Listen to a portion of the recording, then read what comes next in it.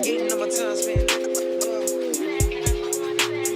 right, yo, what's going on, everybody? We are here for a live episode of Into the Mind. I'm chilling with Jonah. Let's go. What's up, everybody? He's the host of the Scorched Affairs podcast.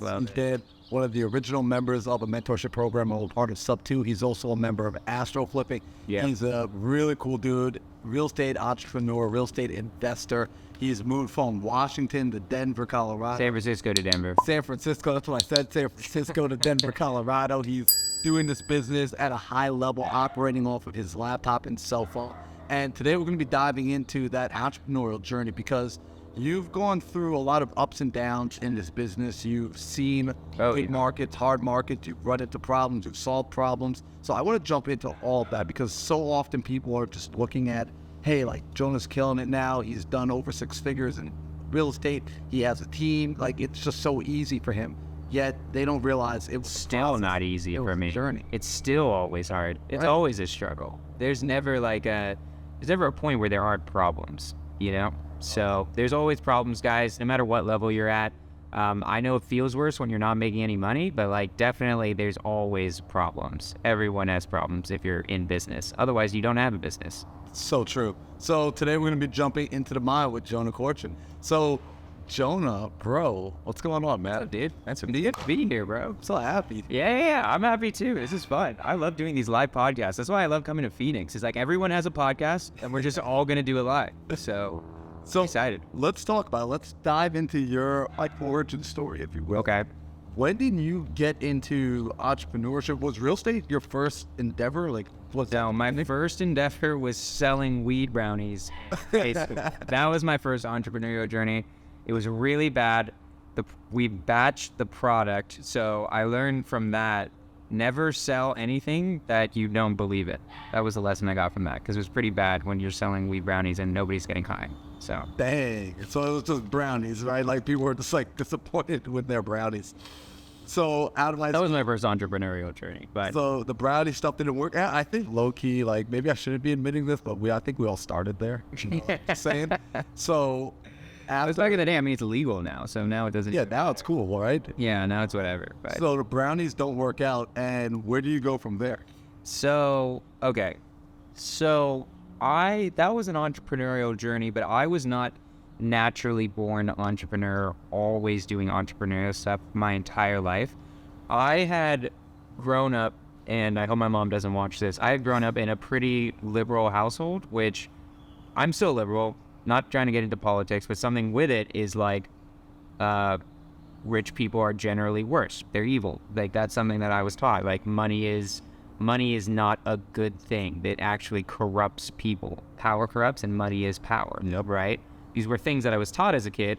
So I basically equated being good with working for nonprofits, not having that much money, giving literally every single dime you have to other people. And so for a long time, there's an embedded in entrepreneurship in me that never came out, or not never came out, but didn't come out until much later in my life. Probably around the end of college, I started going into entrepreneurship, started reading books like How to Win Friends and Influence People, Think and Grow Rich, and I'm like, whoa. You can be a good person and make a freak ton of money. You don't have to be a greedy, like, SOB. You can, like, actually be amazingly rich, amazingly giving to charity, way more than I ever would with a W-2, and also have a Bugatti and a huge mansion. It's pretty wild. So I started getting into that. I had already made a commitment to go into the Peace Corps at that point, so I was like, but screw it, I'm going to do that, and that was really fun. That was a really good time. Yeah, that was a really good time. I was still kind of entrepreneurial because there's like an economic sector of the Peace Corps, and I was basically helping grow businesses every day in this small mountain village, which was an interesting time. But fast forward, kind of am lost when I come back, not sure like what to do, because I can self-admit that I am not creative. I'm actually not very creative. I'm an executor. I can execute on things, but I don't actually come up with creative, ingenious ideas. So like I knew if I tried to start my own business, right? Like where I actually like come up with an idea, try to be Apple or make the iPhone. That was just not going to be me. I needed something where it was just like, I just know I can become an executor and make money. And once I learned about real estate, I just was like, oh, you can get a property, you can find a property with a ton of work, you can talk to the person, you can just write a piece of paper, write another piece of paper, and then you get paid a bunch of green paper. Like, it was just the best. Wholesaling, was where I started wholesaling real estate, and that was just the best business model ever for, like, when you're broke and have $5K to your name, and you're just, like, need money right freaking now. And so, once that's like, you live in San Francisco, that's like the equivalent of being at like negative $30,000 right now. Oh yeah, 100%. I mean, like, I'm blessed. I have like family, so my family was just paying for my food and my rent and all of that stuff. If I actually had 5K and nobody in San Francisco, that just means I'm homeless. Like, it literally just means I'm homeless. But no, so yeah, I found out about wholesaling and I was just like, perfect. No inventory. I just have to be good with people, and I'm gonna make a freak ton of money. And here we are.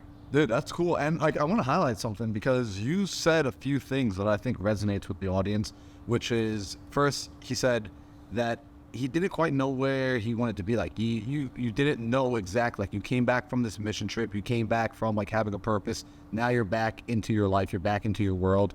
And you're like, what next, right? So many people come back from college this way. So many people come back from vacations this way. So many people find themselves at a position where maybe they've been let go of a job.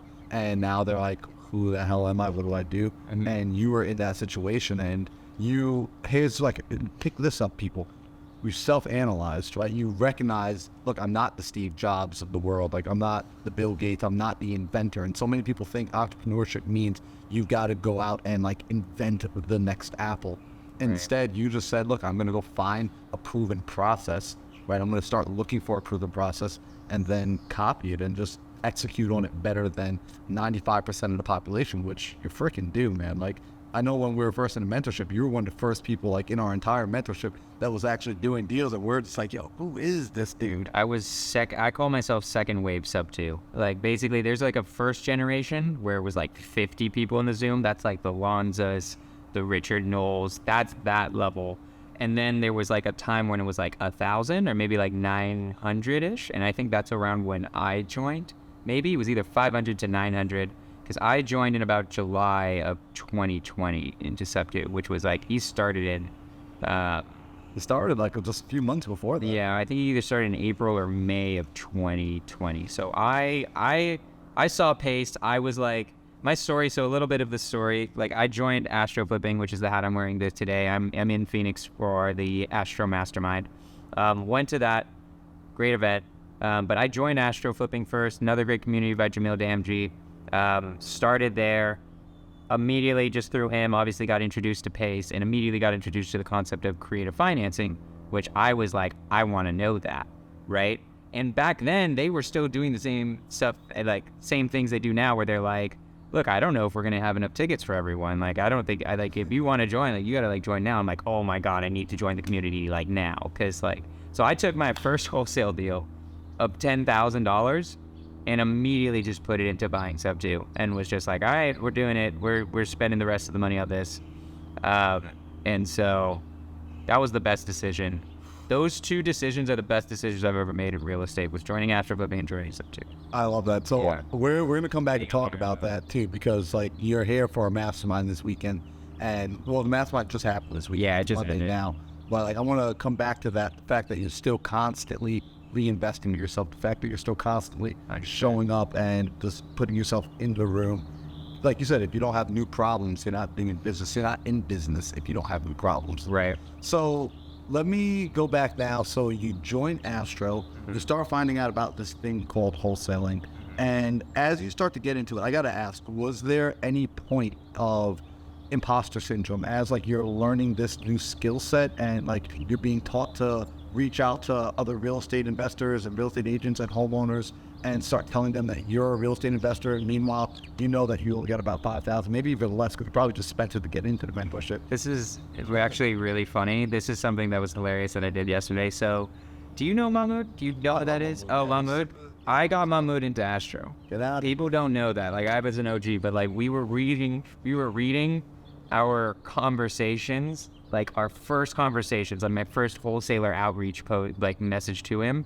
And it is the funniest thing in the world, my man. It's literally like me pretending to because I didn't know how to do the method right. You don't do it this way. But I was like pretending to be like a serious cash buyer. And I was just pooping all over his comms. So it was so funny. But I remember doing things like that and be like, man, like, I don't know what the hell I'm doing here. Why am I telling this guy his comps are bad when like probably my comps are bad, right? So yeah, of course, man. Like there's always some imposter syndrome, like in the sense of like there's less so now because I know what I'm talking about because I've done it so much. But definitely at the beginning was 100% imposter syndrome. I really wish I had done more social media stuff earlier, but that was also imposter syndrome and the fear of judgment of others from my past of like, what are they gonna think? Are they gonna like, that whole nonsense of like, what are they going to perceive when I start posting 6 times a day or like doing these challenges or like have the audacity to try to make money, right? Yep. So it's, yeah, there was definitely some imposter syndrome. I was also starting to be put up as a leader before I had made a lot of money. So like I was a little bit imposter syndrome there for a little bit until I like really started hitting it. Because I was the type of guy who was like, oh my God, I want to help you immediately. Even if I haven't done a deal, I guarantee I can help. And I usually could help in some ways, but I was starting to be put on pedestals a little too early, but I caught up. So it wasn't that.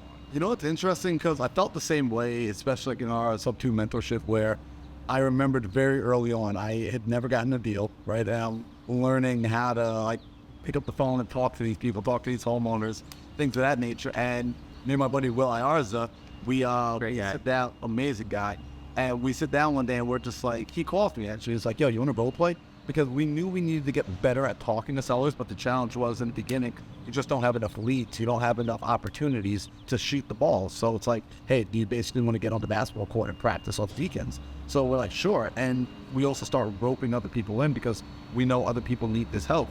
What starts to happen though, very shortly, people start looking at us like we're the experts, just because all we did was gather the people together. Right. So now we're in this position where like we're on this pedestal and it's very uncomfortable because we're like, oh my gosh, we still have never done a deal yet. And yet everyone's looking at us as the ones who know it all. And it's, to your point, it's uncomfortable. However, like you said, grow into it. If you choose to accept it and you choose to accept that responsibility, you do begin to grow into that position. Now, I want people to understand that because again, they might be in that position. Like, this is what I love about this podcast, because we talk about the stuff that's behind the scenes. People don't really see the fact that like you're going through this like emotional roller coaster when it's happening, when you're actually in the process of it. Yeah. And those early days when you're showing up and helping people, although you're helping them internally, a part of you is still kind of anxious and freaking out. Like, oh my gosh, am I even qualified to help a person right now? Well, you got to realize something. This was like a lesson I learned from when I was at high school and college. If you're learning to teach, you're going to learn way better than if you're just learning to learn. So if you're learning and then all of a sudden you have to teach something, you have to understand the subject super freaking well. So even if you feel like you don't know anything, just start offering to help. Here's what I did. Here was my secret in sub 2. What I did is I would go onto every Zoom. I would offer to help everyone. Everyone would bring me their problems, and then I would go to Lanza. I would go to Vincent Lanza, who was like one of the first members. I call him like my sub 2 mentor, like my other sub 2 mentor, like when Pace isn't around, basically. Yep. Like I joined sub 2 immediately, and I was like, Lanza, I've got a ton of deals in the Bay Area. Can we like go to their houses and stuff? And like he's like, sure. And we like went to their houses. None of those deals happened to work out, but that's what I did. I micro flipped knowledge is basically what I did there. I became a leader by not knowing anything, but then going to other leaders and just stealing their knowledge and then I would learn all the stuff that everyone's dealing with. at the same time. So like, though I literally just learned everything from going to the Zooms, asking Pace, right, my questions. Then everyone would bring me questions if they didn't get called on by Pace. Then I would just bring those to Lonza, and Lonza like 90% of the time knew it, and maybe the other 10% I'd bring it to Pace.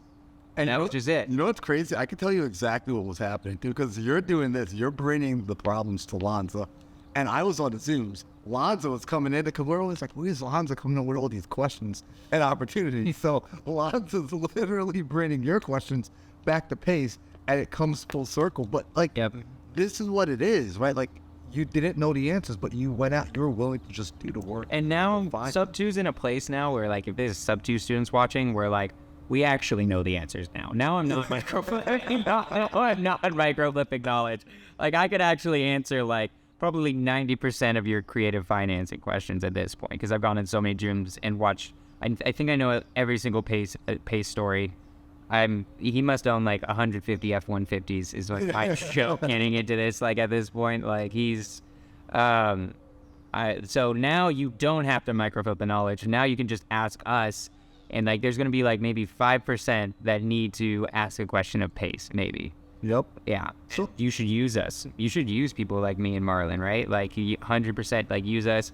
I would say, like, well, I wouldn't give out my info afterwards, and any of you with any creative financing questions can text me, and I'll, like, just answer them, so. And seriously, like, reach out to him, because it's how he grew his business, and because of what you did in the beginning, you do remember this, but I don't think I ever spoke to you about this. In the very beginning, you started reaching out to realtors, and you kind of tapped in before, like, reaching out to realtors was like a trending thing right now, like it is. Jonah was already doing it. Like, he was the first one in Sub 2 that was going out and, like, making deals happen this way, because he had this unique, he came from two different worlds that he was combining his knowledge. Don't ignore the worlds you've come from before.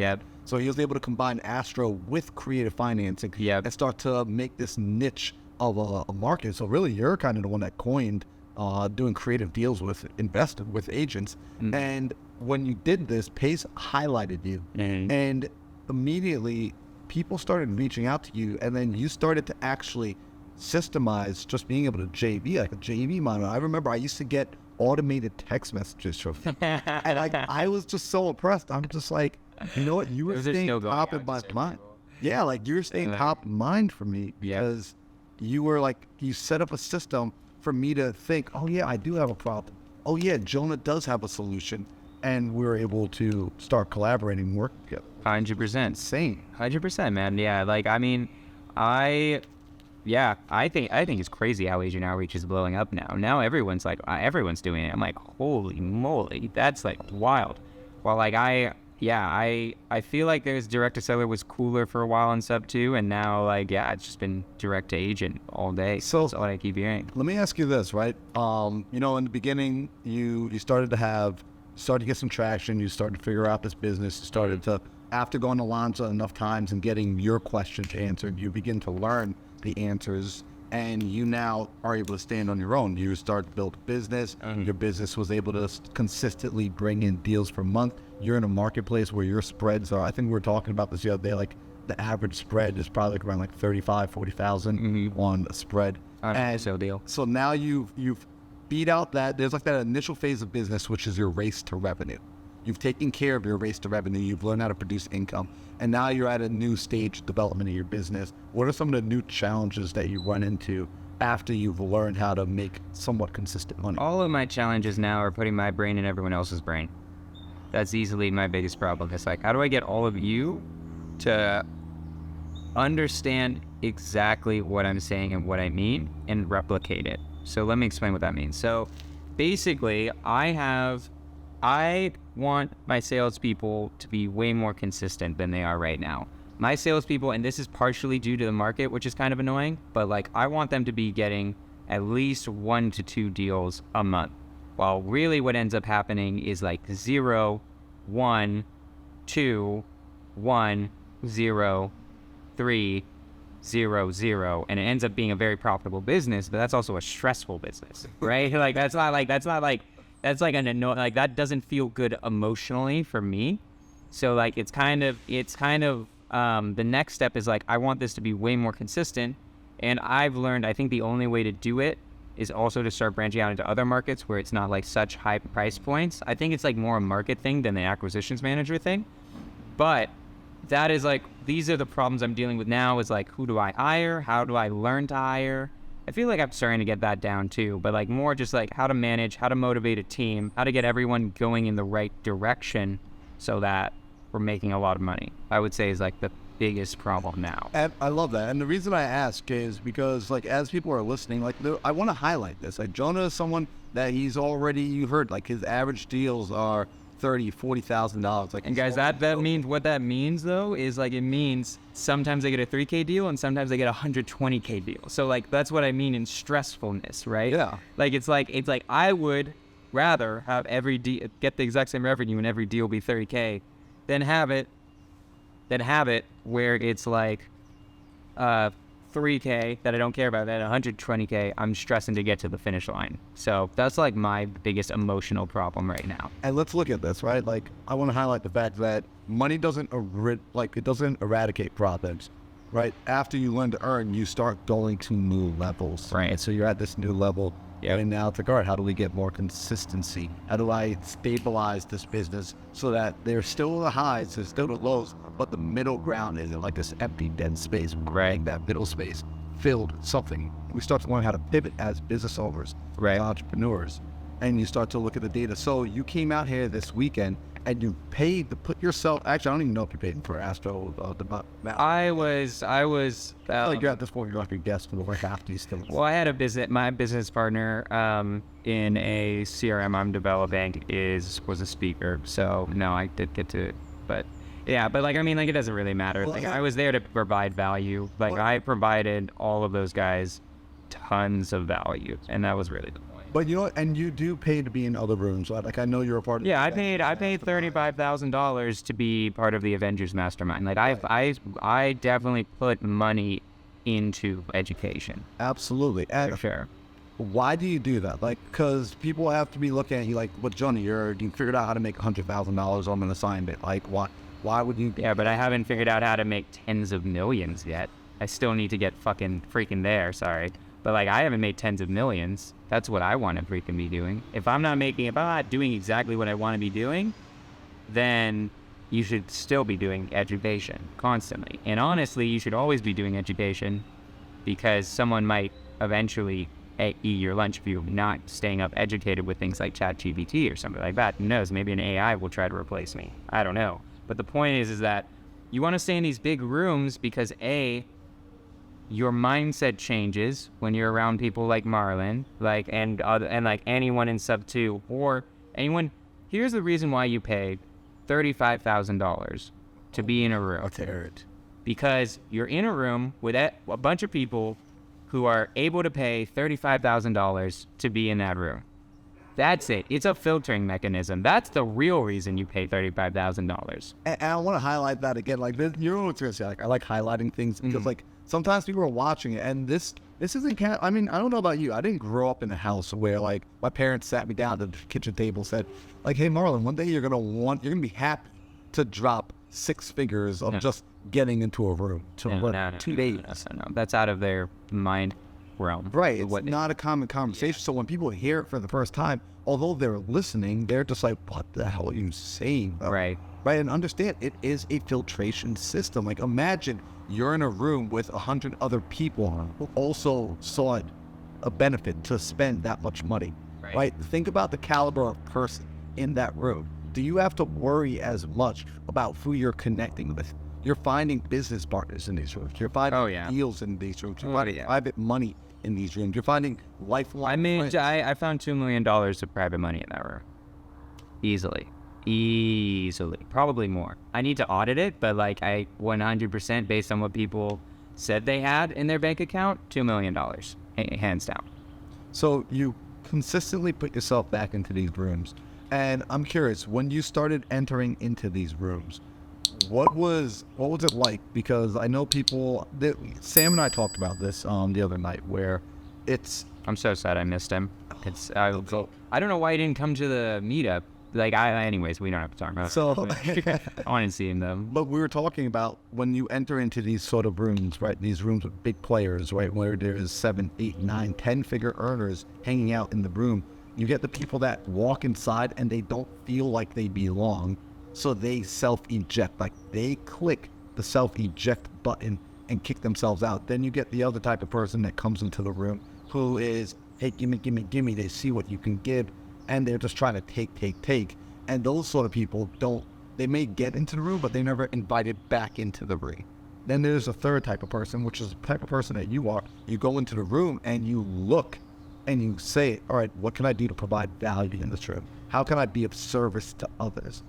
Now, can you talk about that? Like, how are you strategically figuring out how to be of service to others when you're in these rooms where maybe you feel like I don't have anything to give you? You're a 10-figure earner. What can First question I always ask is, what's the biggest problem in your business right now? Always. That's the first question I ask. Literally the first question you asked me on Friday when you came over here. That's the first question I ask every single high-level person that's around. I ask everybody who has a business that question because I want to immediately. I love Marlon. We can kick the BS and all that stuff, but like it's cool, it's fun, but like I want to know like what's Marlon dealing with? Like what the hell can I do? Maybe there's something that I learned that would instantly solve this problem, right? Why would I not instantly go for why you're at this networking event? You're at this networking event for something, solving some problem. So let's just cut the BS. What is it? I don't want to hear about the weather. I don't really care what market I do care what market you're in because it's going to relate to your problem and whether I'm able to solve it or not. But I really care about what's your problem? What do you need right now? And then if I can spit some hot fire at you, then like I feel great, you feel great, we're going to do some business together. It immediately starts the conversation of like, how are we making money? That's another way of doing it. It's another way of saying like, what can you do? Or what can I do for you? And what can we do together? But it's a better way of saying it because it gets more straight to the point. I love that. So what's the biggest problem you're dealing with right now? I'd say the biggest problem is that consistency with the salespeople. I was just practicing, but I like it. Like, this is how we start working. It works so well. Yeah, probably the consistency with the salespeople would be a huge one. There's a few systems issues that I'm having, but that's getting fixed with coding the CRM called Zybeer, which we're going to be releasing in March. But those are the two biggest problems. I mean, every time I go to a mastermind, things like, you go to masterminds, like every time you go to a mastermind, you're like, oh, damn, I got to be going that way. Like, I got to pivot. So there are a lot of pivots that I need to internalize.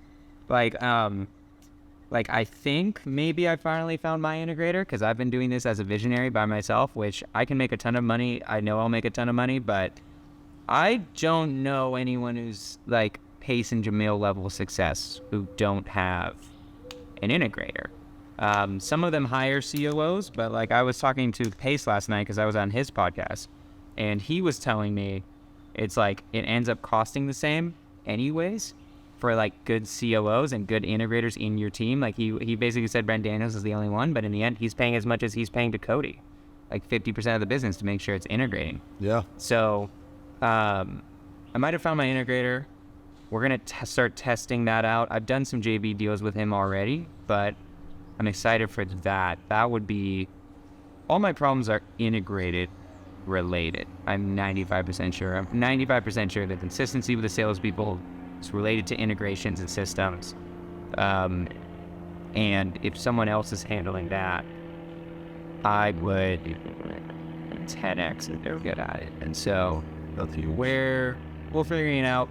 So those are like my biggest interesting things I'm thinking about of like how to do this and like what's the right way to do this. So yeah, getting systems and processes in place. So let me ask you this, right? You just finished up with the Astro Mastermind here for the weekend, and you know you had folks like Stormy Wellington there. You had Jamil Damji, Steve Trang, Chase came through. Brent was there. So we had some really high-level entrepreneurs that came inside. What was one of the golden nuggets that stood out to you that you feel like, you know what, anybody, regardless of where they are in their business, their branding, they're getting started today, like they just found out they want to be an entrepreneur today, or they've been doing this for years, what's something that you learned this weekend that you feel could apply to just about anybody at any stage? And this sounds corny because we always keep talking about it, but like we're on the podcast mindset. Like literally, I sometimes get caught up in the work and getting the stuff done where I like neglect the mindset part of like the meditating, like the focus of like being with your why, of like why you're doing all of this stuff. And there was just like a really good person at the beginning, which for me was like getting into like what are the mental holdbacks that are holding me back right now from like achieving what I want to achieve, right? And so that was like the most useful for me. And I think in the end, everyone's most useful thing is just getting the mindset right, having that like in the place where it should be, is 100% where it should be. It needs to be. And then we can get into some of the technical stuff with agent outreach if we want to, but I don't think that's what this podcast is about. All of the agent outreach stuff is just more review for me at this point. But I would say it's reviewing. That was a lot of review for me, and I needed to review that. I needed to go back to this lesson because like a lot of people kind of like things get caught up. They kind of forget the exact optimized way to do something, and then they like just keep going, and then it kind of sort of becomes it, even though it's in the standard operating procedures type of thing. I don't know if you know what I'm talking about, but Yeah. it was a good review of like, all right, let's remind myself how to run this business. Let's remember that mindset is the base of everything, and if I start neglecting that, then the house is going to fall down. So, Man, I mean, there's two things I want to highlight there that you really said, which is, first off, I love what you said. Mindset, obviously, I agree, mindset. I care about mindset of all the, it truly is validation. So I think everyone on my channel at that point hopefully knows that and understands how important it is. Like here it is, you have a high-level entrepreneur. I had no clue what Jonah's answer was about to be. And it actually surprised me that you said mindset. I thought you were going to say something about social media or like went right to mindset. And then the fact that you spoke about the fundamentals, right? Like here it is, like you've done deals, you've been doing this for years now. And you even said going back and revisiting the basics, revisiting the fundamentals and learning the most effective and efficient way of doing things. Because as time goes on, our form, it's like working out. Your form starts to get a little bad. It gets a little worn if you're not focused on coming back and checking back, looking in the mirror, seeing, am I doing it correctly the way I was taught on day one? Yeah, because people forget. I mean, like I took the Astro course 3 years ago now. So like there's little things that is like, oh, right, I kind of remember that. I should remember to implement that. And there's like, that was a lot of it for me. I liked the mindset stuff because Jamil's just like a killer at that. Like he's just really good at getting like deep into that stuff. So it was very, that for me was it. The nuggets that other people got were things I already knew a lot of it. So like for instance, like this whole, I'm posting 6 times a day on my Instagram right now as like a challenge that Stormy gave to us. And, they had that light bulb moment of how important social media is on that mastermind. Well, like I had that at Pace's mastermind a year ago, right? So I saw the light bulb going off all in their heads, and I'm like, okay, nice. But like I already had my light bulb go off on that. So it was more getting to hang out, getting to revisit the fundamentals, and then like dropping knowledge on the newer guys. That's always fun. I always love doing that. I always love doing that because like I also have been kind of AFK in there away from the Astro community a little bit because I've been doing the Sub 2 stuff in my own business. And so it was really good to like, that also made me realize what took away from me is like, I need to get back into the Astro community, right? So like, and like, I'm going to do the Scorch method for the Astro community too, and that very, very, very soon. So, yeah, like that's, those were like takeaways, I'd say. Yeah, I love it. And you know what's really interesting here is you, like you said, you went to the Sub 2 mastermind a year ago. You learned about posting on social media. You immediately, like everyone, like this man's an executor. He was told you gotta start a podcast. I started literally the next week. Like literally, like the next day. I was the only one who did it the next week. Yeah, like Scorched Affairs popped up. And then it's been consistent. It is still running. I was on there. In fact, this is how consistent his podcast is. One day he's got to go travel. He's flying. He's like, look, my flight's going to put me in the air. I won't have Wi-Fi. I won't be able to run the podcast. Marlon, the show has to go on. I need you to host the show for me. And I'm like, damn, that's consistent. He was like, nah, I'm going to reschedule because so many people make excuses for why something can't get done. I was like, can you even host another person's show? Is that like a thing? Why not? Like Jonah didn't care. He was just like, yo, bro, like the show has to go on. Like, Yeah. And you're going to go interview this guest. And I'm like, all right, like, shit, all right, this is cool. But like you took action and you take action on it immediately. Yeah. And what's cool about it is because you do that and you're constantly posting, I'm so aware, even though you and I don't necessarily talk every single day, I'm aware of what's going on in your world. I'm aware of what's happening because you have this omnipresence too. There are clones of Jonah out there doing your work for you. Yeah, that Pace has been talking about that a lot, about like why you can, social media is just cloning yourself over and over and over and over and over again. So like Pace has like 150,000 little hymns working all the time. 24/7. 24/7. And like that really, that resonated with me for sure, in the sense of like, okay, that's pretty freaking cool, right? Like it's pretty cool. And we can get into social media too, of like the people watching. All of you should have a podcast. I don't care if you've never done a deal before. You should have a podcast being like, I've never done a deal, but I want to interview people and like understand how to get a deal or something like that. I don't know. I'm coming up with ideas on the fly, but like, that's it. God, it's like so freaking easy to do a podcast, guys. Like it is not difficult. Like, yeah, like Marlon and I have like the fancy equipment and all that stuff. And like you see us and we're good at talking and we know how to look at a camera now, but like we didn't start that way. I just had my laptop freaking some like computer thing. You go back to Scorch the Fears, if you guys go onto my YouTube channel, like Jonah Korchin, you'll see the first few episodes are grainy as hell. Like there's reverb, like there's all sorts of tech issues happening, but like who cares, right? Like it doesn't matter, right?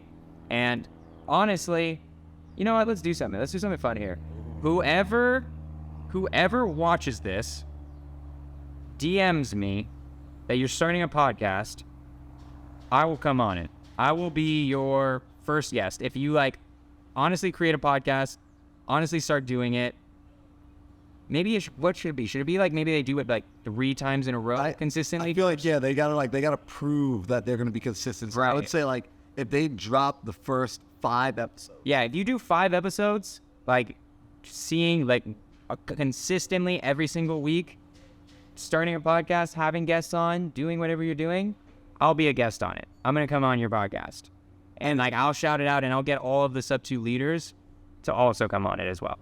And so if you get Jonah on your podcast, if Jonah agrees to go on your podcast, I will come on the podcast afterwards as well. And I will help you out however I can. That's going to be to the first person that does this. The first person. Right? First person who takes action on this and actually starts a podcast, you should message me and Marlon. You should post on Instagram, tag us so we're seeing you, right?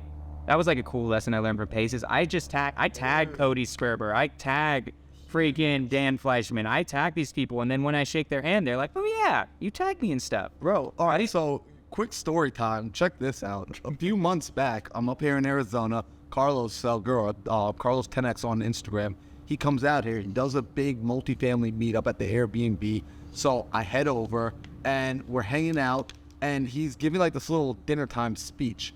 And as he's giving this dinner time speech, I don't even know the gentleman's name, but there's a guy standing next to him, and this dude is grilling me, just like straight eye contact. I'm like, I don't want to be a little punk, so I don't like back down, so I'm looking right back at him. And so he's grilling me, I'm grilling him, and like this is going off like a good 10 minutes. Like it's actually somewhat uncomfortable at this point. And at some point, Carlos like finally stops speaking, and the room's quiet, and the guy next to him looks at me and goes, why do I know you? Who are you? And I'm just like, bro, I have no idea why you know me. Like, my name's Marlon.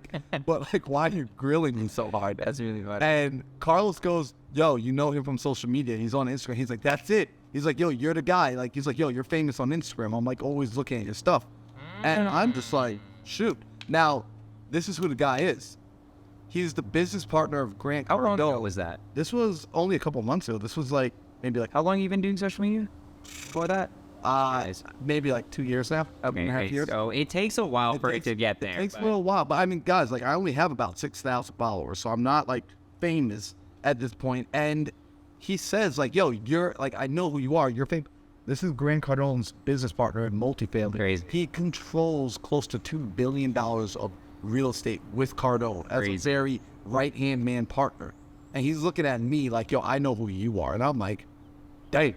Yeah, bro. Power of social media. This is why we tell you guys to do this. And keep in mind, like Jonah said, my podcast started. The podcast you're watching right now started before I ever did a real estate There we go. ever. That's why.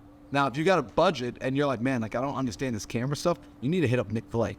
Like you need to talk to Nick because that album did reach out to me. Like I will share my resources. Like I do not mind sharing my resources, but you need to do something. Start posting content. Yep. So- 100%. Just so true. Let me ask you this. Let's bring it back. I didn't mean for that to like turn into like a little bit of a... Why not? Let's go into it. I think it's important. I like going out to rents. Yeah, no. Good content, you know? It is. It's great content. It's Yep. critical. So let me ask you this now. When you first got into this realm and you started like diving into this world, you said it came because you started reading like Rich Dad, Poor Dad. You started to see how it was possible to have money and still be a good person, which is, by the way, like a whole nother episode. Like that's literally like a topic that I'm extremely passionate about because most of us have terrible relationships with money. Like you probably have a terrible relationship with money if you ever at one point thought like rich people are bad. So you read this book that changed your paradigm. What other books in your life can you kind of give as, hey, I read this and it's been like a total shift? How to Win Friends and Influence People is like the classic book that I think everyone should read always because it's literally the way of how to get everything you've ever wanted out of life, in my opinion. Because people have what you want. Every single person has what you want. There is someone who has what you want, and if you don't know how to get that from that person in an ethical, moral, and like upstanding way, then you're not going to be successful at anything you do. How many real estate transactions have you done with 0 other people? It's impossible. It's impossible. It's not possible. So understanding that book was the foundation. That was one of those books that I've read 3 times now. Probably will read it again. The Power of Now is a good one that I don't hear talked about in real estate communities very often. So like I want to shout out that one.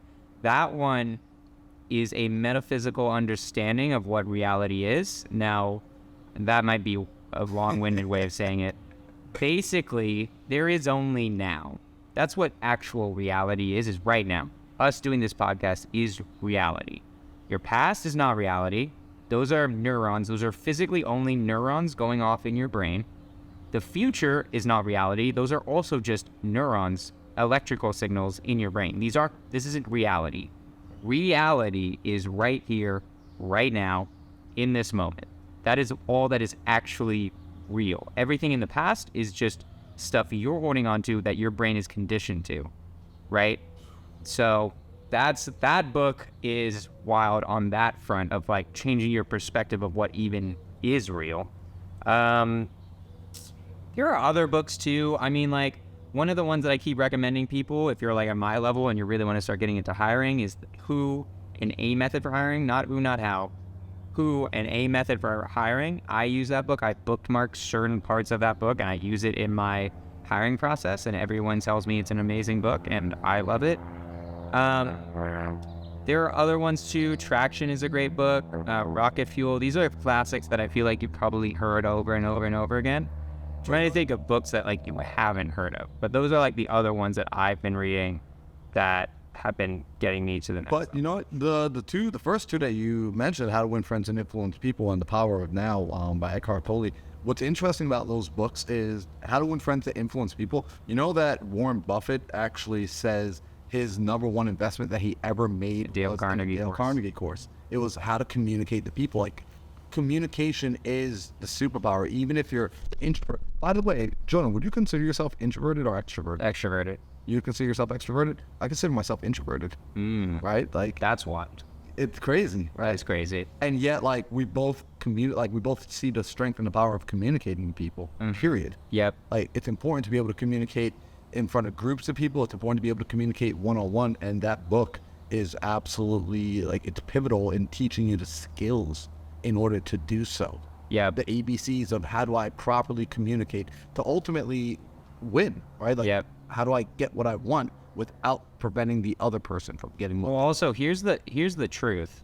The simple one-line answer for that book, that obviously you got to read the book for this to be explained more, but it's you give way more to the other person first. That's the answer, right? Like, that's more or less the answer, said in different ways. And then they tell you how to say it in a really good way, where that's because you have to communicate that to someone, because the person has to understand that you're giving way more than they're receiving in return. But that's how you get everything you've ever wanted out of life, basically, right? Like, that's more or less how you get everything else you want out of life, is give way more than you ever will want to receive. If you can give 10x what you're expecting in return, then you'll get everything you've ever wanted. Bro, we should have just, like, started the podcast there. We would have ended the podcast. Like, if we started the podcast right there with that, and we ended after, like, that statement, like, we would have given more value than pretty much like 90% of the things on the internet, because that's the most true statement. And it's crazy because, as you said it, I felt a jolt of energy come through me, because truth resonates, you know, and that's why some of you listening right now, you felt that. You felt the truth resonate inside of you. Yep. So that's huge. So let me ask you this. I like to always, like, start to, you know, wrap up these. We're already at the end of it? Oh, damn, yeah. Bro, we would go up for like 45 minutes. But these last two questions are pretty interesting. Let's do it. So the first question I like to ask people is along the lines of, it kind of plays with time a little bit, but it's, imagine that you got the opportunity to spend an afternoon sitting on a park bench with the 16-year-old Jonah, right? So you just get one afternoon. So maybe you're hanging out for like 2-3 hours. So you don't get the time to say everything you ever want to say. But what would you spend that time talking to the younger Jonah about? Honestly, you know what I would probably say? I'd probably say nothing. I'd probably be like, just enjoy your bench, man. Like, I'd be like, because your life's gonna be sick, and I don't want to fuck it up at all. Honestly, that's like what I'm thinking of myself. It's not thinking of myself. It's like I don't want you. I got, like, you're struggling with a lot of things, but I want you to struggle through those things so that you become who you are today. You know, like, I mean, like, every single event. I don't know. Like, maybe if I had talked to my 16-year-old self about, like, how the fact that, like, getting, like, tons of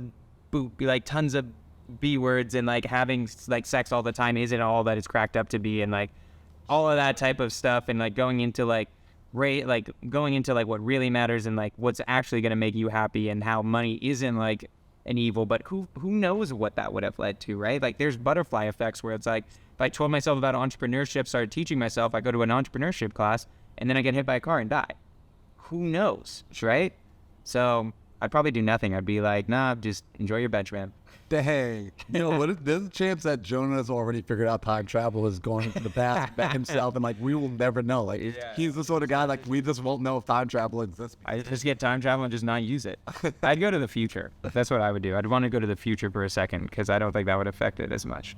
All right, I love it. So now, second question is, as you've been going through this journey, right? We constantly go through losses. We constantly have, you know, things that screw up. I mean, you came over here the other Friday, and, like, I was just like, oh my gosh, Jonah, like, my business is on fire today. Like, it was just like the town is burning down. Like, and he goes, yeah, bro, you're an entrepreneur. I mean, that's what the CEO does. The CEO's job is to put out the fires that no one else knows how to solve. That's literally what a CEO's job is. That should actually be the job description. Right? Low key, it really is. Yeah, like, because CEO, a real CEO, actually has employees and actually has, like, stuff going under him and having people managing stuff. So what really happens is all the hard problems go to you, and you have to solve them.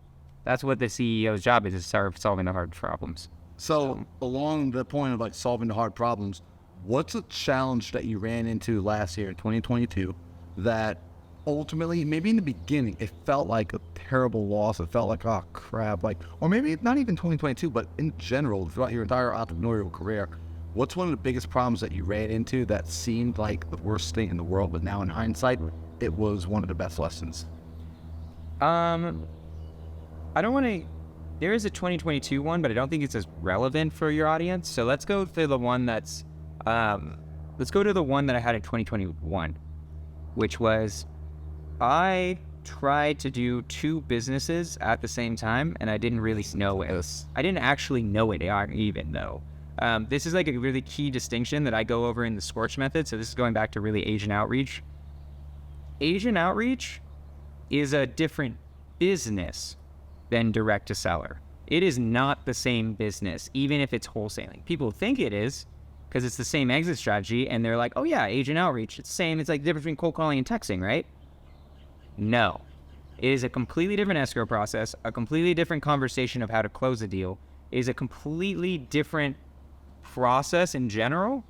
Even the contracts are different because you have to use a realtor contract. Every single part of that process is completely different.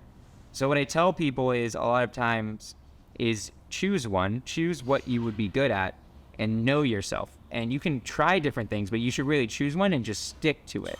Because what I did, mine 2021, I joined Astro, made $10K on a direct-to-seller deal, spent all of it on sub 2, racked up credit card debt on 0% interest credit cards. So luckily for me, I was smart about it.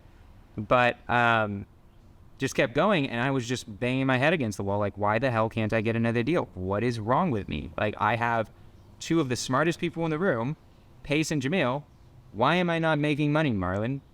I'm not making money because I'm trying to be two people at the exact same time. I'm trying to start two businesses at the exact same time.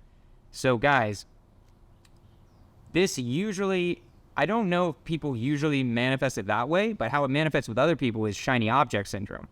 Generally, people will see a flip and be like, oh, I'm going to do the flip now, right? And then your wholesaling business dies because now you got to manage this flip. Yep. That's how it usually manifests, and I've seen in the real estate world. So that was my biggest challenge, and how I solved it was like I committed to one and just consistently did it. I just chose agent outreach, and yeah, that I would say is like, I'd say that's the most useful challenge in my business career that I feel like a lot of you guys are screwing up right now. Bro, that's honestly the most valuable piece of advice I think that's like come off this podcast in a long time. I mean, not for nothing, last night we sat around the fire and we were literally just discussing how you need to just be doing one thing. Your attention needs to be on only a single thing. And I know from experience as well, like trying to do multiple things, it's a recipe for failure, right? Especially in the beginning when you are the operator of all the multiple things you're trying. Yeah.